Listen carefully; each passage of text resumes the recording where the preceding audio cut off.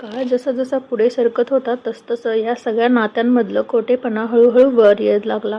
संदीप अजूनही रियाच्या प्रेमाच्या भ्रमात अडकला होता, पण आता त्याच्या वागण्यात बदल जाणवू लागला होता. आधी सतत मेसेज करणारी रिया आता तासनतास, कधी कधी दिवस 2 दिवस रिप्लाय देत नव्हती. संदीप सतत मोबाईल हातात घेऊन तिच्या मेसेजची वाट पाहत बसायचा. ऑनलाईन होतीस, रिप्लाय का नाही केलास, असा तो विचारायचा आणि त्यावर रिया एखादं कारण देऊन विषय बदलायची. मी बिझी होते, मला थोडा स्पेस हवा आहे. हे ऐकून संदीप गोंधळून जायचा, पण तिच्यावरचा विश्वास अजूनही तुटला नव्हता. एके दिवशी मात्र सगळं काही बदलणार होतं. संदीप ऑफिसमध्ये असताना त्याला एका अनोळखी नंबरवरून कॉल आला. सुरुवातीला त्याने दुर्लक्ष केले, पण तो नंबर पुन्हा पुन्हा येत राहिला, म्हणून शेवटी त्याने कॉल उचलला. समोरून एक शांत पण थोडा रागाने भरलेला आवाज आला. तू संदीप बोलतोयस ना?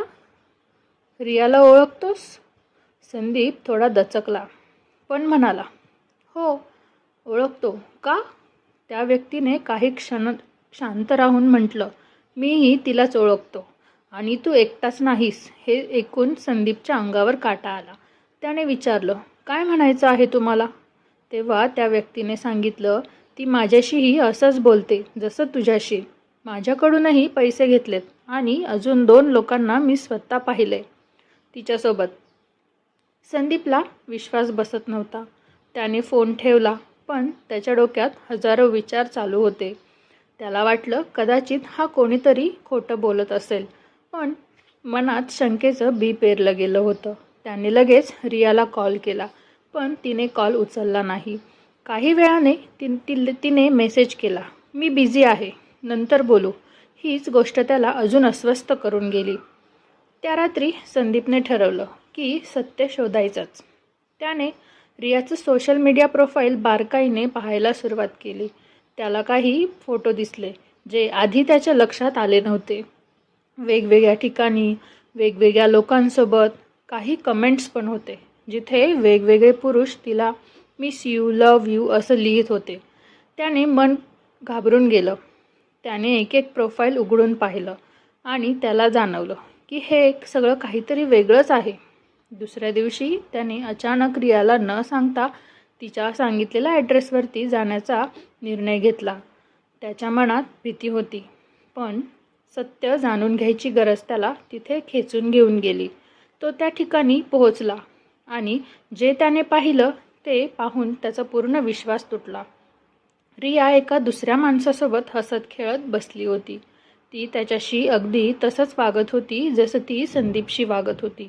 गोड बोलणं, जवळीक आणि नकळत त्याच्यावरती कंट्रोल मिळवणं. जसं तिने. संदीप काही क्षण तिथेच थांबून सगळं बघत राहिला. त्याच्यासमोर, डोळ्यांसमोर त्याने स्वतःला पाहिलं. तोही असाच तिच्यासमोर बसलेला, तिच्या शब्दांवरती विश्वास ठेवणारा. त्याला सगळं समजलं. तो आत गेला नाही, काही बोलला नाही. तो फक्त शांतपणे तेथून निघून गेला, पण आतून तो पूर्णपणे कोसळला होता. त्या रात्री त्याने पुन्हा रियाला कॉल केला. यावेळी तिने कॉल उचलला. संदीपने थेट विचारलं, तू अजून किती लोकांसोबत असे खेळ खेळतेस? काही क्षण शांतता पसरली आणि मग रिया शांतपणे हसली. तुला काय वाटलं, तू एकटाच आहेस? तिच्या त्या एका वाक्याने संदीपच्या मनावर शेवटचा आघात झाला. तू माझ्यावर प्रेम करत नाहीस, असे त्याने विचारले. तेव्हा ती थंडपणे म्हणाली, प्रेम? Grow up Sandeep. मला फक्त माझं काम करायचं आहे आणि तू त्यातला एक भाग होतास. फोन कट झाला आणि संदीपचं आयुष्यही जणू थांबलं. तो रात्री उशिरा घरी परतला. घरात शांतता होती. पूनम झोपली होती, पण तिच्या चेहऱ्यावरही एक वेगळाच थकवा आणि वेदना दिसत होती. संदीप तिच्याकडे बघत राहिला. त्याला आठवलं, तीच पूनम जी त्याच्यासाठी सगळं काही करत होती. ती त्याच्यावर मनापासून प्रेम करत होती आणि त्याने तिच्याशी काय केलं? त्याच्या डोळ्यात पाणी आलं. त्याला स्वतःचा तिरस्कार वाटू लागला. मी काय गमावलं? हा प्रश्न त्याच्या मनात घुमत राहिला. रियासाठी त्याने स्वतःचा संसार धोक्यात घातला. पूनमचं मन दुखावलं आणि शेवटी मिळालं काय? फसवणूक, अपमान आणि एकटेपणा. त्या रात्री तो झोपू शकला नाही. तो फक्त छताकडे बघत पडून राहिला. त्याच्या डोक्यात पूनमचे शब्द, तिचे प्रेम, तिचं हसणं सगळं आठवत होतं. त्याला जाणवत होतं की खऱ्या प्रेमाची किंमत त्याने ओळखली नाही. बाहेरचं आकर्षण त्याला इतकं आंधळ करून गेलं की त्याने स्वतःचं सुख गमावलं. दुसऱ्या बाजूला पूनमला आता सगळं स्पष्ट दिसत होतं. तिने आधीच काही पुरावे पाहिले होते, पण आता संदीपच्या वागण्यातला बदल आणि त्याची बेचैनी पाहून तिला खात्री झाली होती. ती आता भावनिकदृष्ट्या खूप मजबूत झाली होती. तिच्या मनात वेदना होती, पण त्या वेदनेतूनच एक निर्णय तयार होत होता. आता स्वतःसाठी उभं राहायचं. सत्य पूर्णपणे उघड झालं होतं, संदीपसाठीही आणि पूनमसाठीही. पण या सत्याने त्यांचं नातं एका अशा वळणावर आणून ठेवलं होतं जिथून परत जाणं खूप कठीण होतं. एकीकडे संदीपला पश्चाताप सुरू झाला होता आणि दुसरीकडे पूनमने स्वतःचं आयुष्य नव्याने घडवायचा निर्धार केला होता. आता पुढे काय होणार? माफी की विभक्त होणं? नातं वाचणार की तुटणार? या प्रश्नांची उत्तरं अजून बाकी होती. पण एक गोष्ट नक्की होती, या मायाजालाने दोघांचं आयुष्य कायमचं बदलून टाकलं होतं. सत्य उघड झाल्यानंतर घरात एक वेगळीच शांतता पसरली होती. ही शांतता साधी नव्हती. ती तुटलेल्या विश्वासाची, दडपलेल्या भावनांची आणि न सांगितलेल्या वेदनांची होती. संदीप आता पूर्णपणे बदलला होता. त्याच्या चेहऱ्यावर अपराधीपणा स्पष्ट दिसत होता. तो पूनमकडे पाहण्याचीही हिंमत करत नव्हता. पण पूनम, ती आता आधीसारखी नव्हती. तिच्या डोळ्यांतली निरागसता कमी झाली होती, पण त्या जागी एक वेगळीच ताकद आली होती, स्वतःसाठी उभं राहण्याची ताकद. पूनमने लगेच कोणताही निर्णय घेतला नाही. ती शांत राहिली, पण आतून खूप विचार करत होती. काही दिवस ती संदीपशी अगदी मर्यादित बोलू लागली. तिच्या वागण्यातला तो बदल संदीपला जाणवत होता.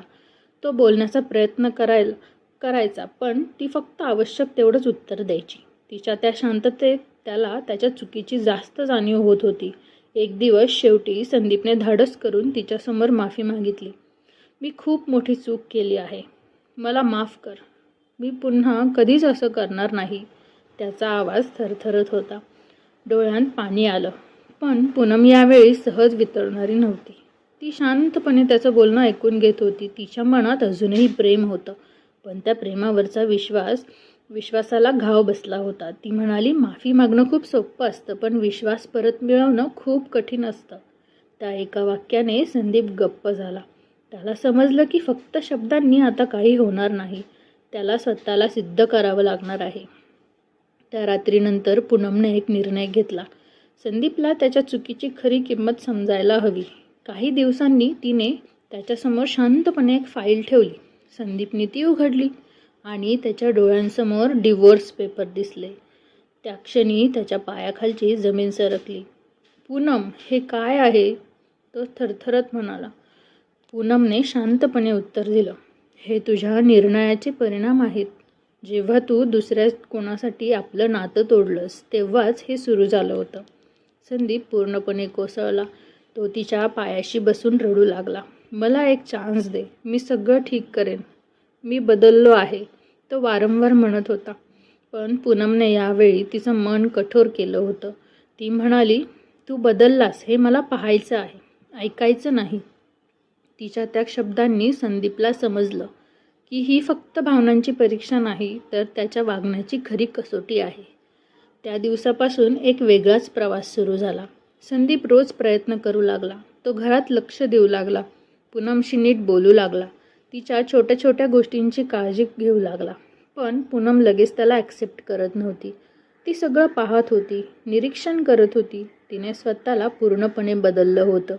ती आता फक्त संदीपची बायको नव्हती, तर स्वतःच्या आयुष्याची जबाबदारी घेणारी, आत्मविश्वासाने भरलेली स्त्री बनली होती. तिने स्वतःसाठी वेळ द्यायला सुरुवात केली, नवीन गोष्टी शिकायला सुरुवात केली आणि तिच्या आयुष्याला एक नवीन दिशा मिळाली. संदीपसाठी हे सगळं सोपं नव्हतं. प्रत्येक दिवशी त्याला तिचा विश्वास जिंकण्यासाठी मेहनत करावी लागत होती. कधी ती त्याच्याकडे पूर्णपणे दुर्लक्ष करायची, कधी त्याच्या प्रयत्नांकडे शांतपणे बघायची, पण तो हार मानत नव्हता. त्याला आता कळलं होतं की खऱ्या प्रेमाची किंमत काय असते. त्याने रियासोबतचे सगळे संपर्क तोडले होते. सोशल मीडियापासूनही दूर राहायला लागला. त्याचं लक्ष आता फक्त एकाच गोष्टीवरती होतं, पूनमला परत मिळवणं. काही आठवड्यानंतर एक दिवस पूनमने त्याला विचारलं, जर मी तुला माफ केलं तर तू काय करशील? संदीप काही क्षण शांत राहिला आणि म्हणाला, तुझा निर्णय मी मान्य करेन, कारण चूक माझी आहे. पण मी आयुष्यभर प्रयत्न करत राहीन की तू मला पुन्हा एकदा स्वीकारशील. त्याच्या त्या उत्तरात प्रामाणिकपणा होता आणि पूनमला ते जाणवलं. त्या रात्री पूनम खूप विचारात पडली. तिच्या मनात जुन्या आठवणी, संदीपचं प्रेम, त्याची चूक आणि त्याच्यातला बदल सगळं एकत्र फिरत होतं. तिने स्वतःला एक प्रश्न विचारला, मी खरंच पुढे जाऊ शकते का त्याच्याशिवाय? आणि त्या प्रश्नाचं उत्तर तिला आतून मिळालं, हो, जाऊ शकते. पण जर तो खरंच बदलला असेल तर एक संधी देणं चुकीचं नाही. दुसऱ्या दिवशी तिने ते डिवोर्स पेपर परत हातात घेतले आणि शांतपणे फाडून टाकले. संदीप तिच्याकडे अविश्वासाने बघत होता. तिच्या डोळ्यात अजूनही थोडं दुःख होतं, पण त्यासोबत एक निर्णयही होता. ती म्हणाली, ही शेवटची संधी आहे. पुन्हा एकदा विश्वास तुटला तर मी परत मागे वळून बघणार नाही. संदीपच्या डोळ्यात आनंद आणि कृतज्ञतेचे अश्रू आले. त्याला समजलं की त्याला फक्त पत्नी नाही तर आयुष्याची दुसरी संधी मिळाली आहे. त्याच्या आयुष्याचा नवीन अध्याय सुरू झाला आहे. यावेळी अधिक समजूतदारपणे, अधिक प्रामाणिकपणे पूनमने त्याला माफ केलं. पण त्या माफीत एक अट होती, स्वतःचा आदर कधीही गमवायचा नाही. आणि संदीपनेही ठरवलं की आता तो कधीही बाहेरच्या आकर्षणाच्या मायाजालात अडकणार नाही. या सगळ्या प्रवासात एक गोष्ट स्पष्ट केली, बाहेरचं आकर्षण क्षणिक असतं, पण खरं प्रेम आणि विश्वास याची किंमत अमूल्य असते. आणि एकदा ते तुटलं तर ते परत मिळवण्यासाठी स्वतःला पूर्णपणे बदलावं लागतं. कधीकधी आयुष्यात आपण बाहेरच्या चमकधमक, गोड शब्द आणि गोड आकर्षणाच्या मागे धावताना आपल्या हातातलं खरं सुख गमावून बसतो. संदीपनेही तेच केलं. क्षणिक मोहासाठी त्याने आयुष्यभर सोबत देणाऱ्या पूनमच्या प्रेमाला दुखावलं. पण जेव्हा सत्य समोर आलं तेव्हा त्याला कळलं की खरं प्रेम कधीच मोठ्याने बोलत नाही, ते शांतपणे आपल्यासोबत उभं राहतं. पूनमने फक्त संदीपला माफ केलं नाही तर त्याला त्याच्या चुकीची खरी जाणीव करून दिली. तिने स्वतःला हरवू दिलं नाही तर अधिक मजबूत बनवलं. कारण प्रेमात स्वतःचा आदर हरवला तर ते प्रेम राहत नाही, ती फक्त बनते ती सवय. या कथेतून एक गोष्ट शिकायला मिळते, मायाजाल नेहमी सुंदर दिसतं पण ते खोटं असतं. आणि खरं प्रेम कधी कधी साधं दिसतं पण तेच आयुष्यभर साथ देतं. विश्वास तुटायला एक क्षण पुरतो पण तो परत मिळवायला आयुष्य घालवायला लागतं. म्हणून जे आपल्याकडे आहे त्याची किंमत वेळेवर ओळखा, नाहीतर उशीर झाल्यावरती फक्त पश्चाताप उरतो. तुम्हाला आपली कथा आवडली असेल तर आपल्या चॅनलला लाईक, शेअर आणि सबस्क्राईब करायला विसरू नका. धन्यवाद.